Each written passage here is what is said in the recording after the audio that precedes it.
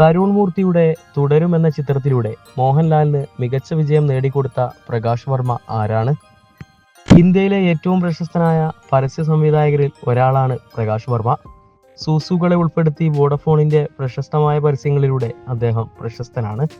CI George മാത്തനെ ആദ്യമായി സ്ക്രീനിൽ കാണുമ്പോൾ അദ്ദേഹത്തിന് ഇത്രയും പ്രാധാന്യമുണ്ടാകുമെന്ന് നമ്മൾ പ്രതീക്ഷിക്കില്ല. തുടക്കത്തിൽ അദ്ദേഹം ഒരു നല്ല സഹകഥാപാത്രമായിട്ടാണ് പ്രത്യക്ഷപ്പെടുന്നത്. കൂടുതൽ സ്ക്രീൻ സമയം ലഭിക്കാൻ സാധ്യതയില്ല. എന്നാൽ തുടരും വികസിക്കുമ്പോൾ ജോർജ് തന്റെ യഥാർത്ഥ ഭീകര സ്വഭാവം വെളിപ്പെടുത്തുകയും ക്രൂരനും ദുഷ്ടനുമായിട്ടുള്ള വില്ലനായി സ്വയം വെളിപ്പെടുത്തുകയും ചെയ്യുന്നത് നമുക്ക് കാണാൻ കഴിയും. എന്നാൽ സിനിമ അവസാനിക്കുമ്പോൾ പ്രേക്ഷകരുടെ മനസ്സിൽ ഒരു ചോദ്യം നിൽക്കുന്നു. സംവിധായകൻ തരുൺ മൂർത്തിയുടെ തുടരുന്നതിന്റെ ആകർഷണത്തിന് ഗണ്യമായ സംഭാവന നൽകിയ പ്രകാശ് വർമ്മ ആരാണ്? ഇത്രയും മികച്ച പ്രകടനം കാഴ്ചവെച്ചിട്ടും അദ്ദേഹത്തിന്റെ മുൻകാല പ്രകടനങ്ങളോ ഒരു വ്യക്തി എന്ന നിലയിൽ പോലും നമുക്ക് ഓർമ്മിക്കാൻ കഴിയാത്തത് എന്തുകൊണ്ടാണ്? ശരി, കാരണം ഇത് അദ്ദേഹത്തിന്റെ ആദ്യ ചിത്രമായിരുന്നു. ഞെട്ടിപ്പിക്കുന്നതാണ് അല്ലേ? പക്ഷെ അത് സത്യമാണ്. എന്നിരുന്നാലും അദ്ദേഹം സൃഷ്ടിപരമായ മേഖലയിൽ പുതുമുഖമല്ല. പക്ഷെ ഇന്ത്യയിലെ ഏറ്റവും പ്രശസ്തനായ പരസ്യ ചലച്ചിത്ര നിർമ്മാതാക്കളിൽ ഒരാളാണ്. സൂസുകളെ ഉൾപ്പെടുത്തി വോഡഫോണിന്റെ പ്രശസ്തമായ പരസ്യങ്ങളിലൂടെ പ്രശസ്തനാണ്. Incredible India, Cadbury, Indian railways എന്നിവയ്ക്കായി അദ്ദേഹം പരസ്യ ചിത്രങ്ങളും തയ്യാറാക്കിയിട്ടുണ്ട്.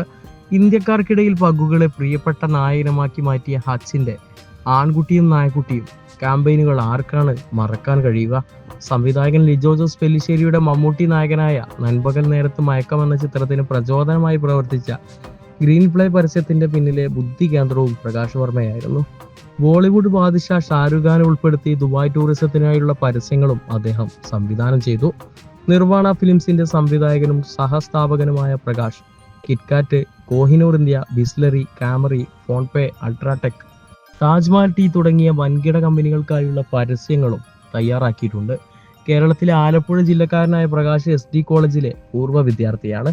മുതിർന്ന ചലച്ചിത്ര നിർമ്മാതാക്കളായ AK ലോഹിദാസിന്റെയും വിജി തമ്പിയുടെയും അസിസ്റ്റന്റ് ഡയറക്ടറായി സേവനമനുഷ്ഠിച്ച ശേഷം VK പ്രകാശിന്റെ trends and film makers private ലിമിറ്റഡിൽ ചേർന്നു. ഒടുവിൽ 2001 നിർവാണ ഫിലിംസ് ആരംഭിച്ചു. സിനിമാനിക്കേഷന്റെ അടിസ്ഥാന കാര്യങ്ങൾ, വ്യാകരണം, മനോഹരമായ ഒരു ഘടന സൃഷ്ടിക്കൽ കാര്യങ്ങൾ ലളിതമായി സൂക്ഷിക്കൽ എന്നിവയെല്ലാം ഞാൻ ട്രെൻഡ്സിൽ നിന്നാണ് പഠിച്ചത്. 2009 ബാംഗ്ലൂർ മിററുമായുള്ള ഒരു ചാറ്റിൽ അദ്ദേഹം പറഞ്ഞു. ഇന്ത്യയിൽ സൂസുകൾ ട്രെൻഡായിരുന്ന സമയത്ത് രസകരമെന്ന് പറയട്ടെ, മോഹൻലാലിനോടുള്ള പ്രകാശ് വർമ്മയുടെ തികഞ്ഞ ആരാധനയാണ് തുടരുമിൽ പ്രവർത്തിക്കാൻ പ്രകാശ് വർമ്മ സമ്മതിച്ചതെന്ന് മനോരമ ന്യൂസ് റിപ്പോർട്ട് ചെയ്തു. സിനിമയുടെ സഹ എഴുത്തുകാരൻ KR സുനിലിന്റെ സുഹൃത്തായ പ്രകാശിനെ മലയാളത്തിലെയും തമിഴിലെയും നിരവധി അഭിനേതാക്കളെ പരിഗണിച്ചതിനും ജോർജ് എന്ന കഥാപാത്രത്തിനായി നിരവധി ഓഡീഷനുകൾ നടത്തിയതിനും ശേഷം സംവിധായകൻ തരുൺ തിരഞ്ഞെടുത്തു. ഷൺമുഖം എന്ന കഥാപാത്രത്തെ മോഹൻലാലിന്റെ മാസ്റ്റർപീസ് ചിത്രവുമായി സാമ്യമുള്ള പ്രകാശിന്റെ പ്രകടനത്തിന് നന്ദി. തുടരും വ്യാപകമായ അംഗീകാരം നേടി. ഇപ്പോൾ തിയേറ്ററുകളിൽ വിജയകരമായി പ്രദർശനം തുടരുന്നു.